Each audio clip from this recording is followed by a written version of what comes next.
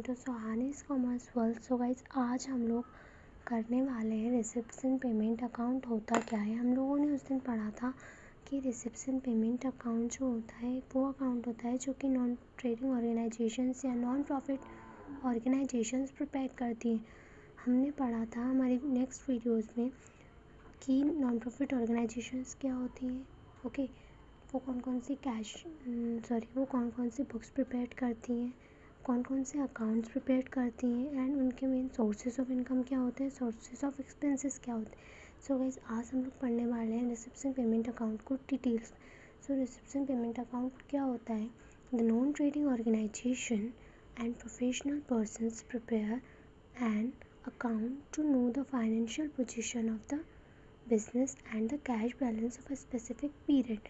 सो मतलब क्या हुआ कि रिसेप्शन पेमेंट अकाउंट हम क्यों बनाते हैं? रिसेप्शन पेमेंट अकाउंट हम हमारे बिजनेस की फाइनेंशियल पोजीशन, जो हमारी जो एक्चुअल कैश बैलेंस होता है कि हमारे बिजनेस ने कितना अर्न किया है, हमारा बिजनेस जो है कौन सी पोजीशन पे, मतलब हमारा बिजनेस का जो प्रॉफिट है वो कम हुआ है या हमारा बिजनेस जो है वो ग्रोथ कर रहा है या कम हो रहा है। इस चीज़ को पता करने के लिए हम लोग रिसेप्शन पेमेंट अकाउंट बनाते हैं। Okay, the receipts are recorded in its debit side and payments are recorded in credit side. Okay, जो रिसिप्ट्स हैं वो हम लोग किधर रिकॉर्ड करते हैं? Debit side. एंड जो पेमेंट्स होती हैं वो हम लोग क्रेडिट साइड रिकॉर्ड करते हैं। सो आज हम लोग अब क्या पढ़ते हैं? Definition. Reception payment account is simply a summary of the cash transactions as in cash book analyzed or classified under suitable heading including the opening or closing balances. Okay, so reception payment account जो होता है वो summary होती है cash transactions की, या फिर ये बोले कि कैश बुक की समरी होती है। ठीक है। ओके, सो गाइस, हम लोगों ने रिसेप्शन पेमेंट का अकाउंट क्या होता है वो पढ़ लिया। अब हम लोग पढ़ने वाले हैं the characteristics of reception payment account. So first is heading. हम लोग हेडिंग में क्या लिखते हैं? First of all, heading should be written at the top and the accounting period should be written in the second line. ठीक है, जो भी हेडिंग होती है हमें जो हेडिंग है वो टॉप पे लिखनी है, और उसके बाद जो भी हम अकाउंट्स या जो भी हम ट्रांजेक्शन्स नेम जो भी लिखेंगे हम उसके बाद नीचे लाइन में लिखेंगे। ठीक है, बिगिनिंग हम अकाउंट को स्टार्ट कैसे करते हैं? सो जो अकाउंट बिगिन होता है वो होता है लास्ट ईयर के कैश बैलेंस से, मतलब कि जो हमारा लास्ट ईयर का जो क्लोजिंग बैलेंस, लास्ट ईयर का जो कैश बैलेंस होता है ना, उससे हम लोग स्टार्ट करते हैं। ओके, नेचर क्या होता है? ये अकाउंट कौन सा नेचर का होता है? रियल अकाउंट का होता है। I think you all know the golden rules of journal.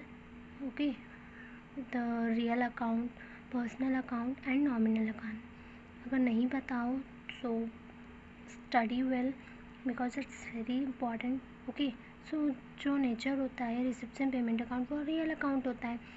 Receipts हम लोग किधर रिकॉर्ड करते हैं? जो रिसिप्ट्स होती हैं वो हम लोग डेबिट साइड रिकॉर्ड करते हैं, जो पेमेंट्स होती हैं वो हम क्रेडिट साइड रिकॉर्ड।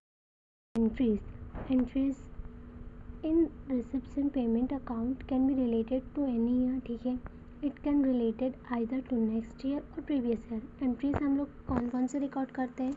फर्स्ट, कि जो भी एंट्रीज होती हैं वो प्रीवियस ईयर की भी हो सकती हैं, नेक्स्ट ईयर की भी हो सकती हैं, but it should be in the cash. Okay, second is no difference is made between capital and revenue expenditure while preparing reception payment account. ये बोला गया है कि जो रिसिप्शन पेमेंट अकाउंट है इसमें कैपिटल एंड रेवेन्यू दोनों अकाउंट्स आते हैं। ठीक है, कैपिटल एंड रेवेन्यू दोनों आइटम्स आते हैं इसमें। रिसिप्शन पेमेंट अकाउंट में इसमें कोई डिफरेंस मेड नहीं किया जाता है। Third is no entries are made in its account related to outstanding and prepaid expenses earned and unearned incomes. So no entries are made in its account related to outstanding and prepaid expenses earned and unearned income। तो हम इसमें जो भी outstanding और prepaid expenses होते हैं, outstanding means जो बचा हुआ है, और प्रीपेड मतलब कि जो एडवांस में पे कर दिया है, वो हम इसमें एंटर नहीं करेंगे। क्या बोला था हमने कि सिर्फ जो भी कैश ट्रांजेक्शन्स होंगे हम सिर्फ रिसिप्शन पेमेंट अकाउंट में वही एंटर करेंगे, हमें कोई मतलब नहीं है।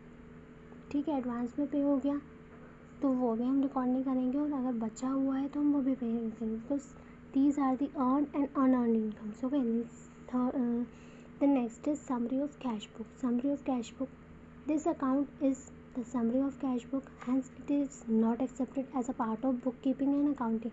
ठीक है, ये अलग चीज़ होती है, इसको हम लोग बुक कीपिंग एंड अकाउंटिंग का पार्ट नहीं मानते, क्योंकि ये समरी ऑफ कैश बुक होती है। Okay, now next is capital and revenue receipts. All types of capital and revenue receipts payment are recorded in this book.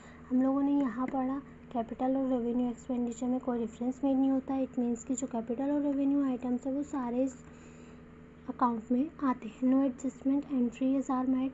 ठीक है, इसमें कोई भी एडजस्टमेंट एंट्रीज नहीं होती हैं।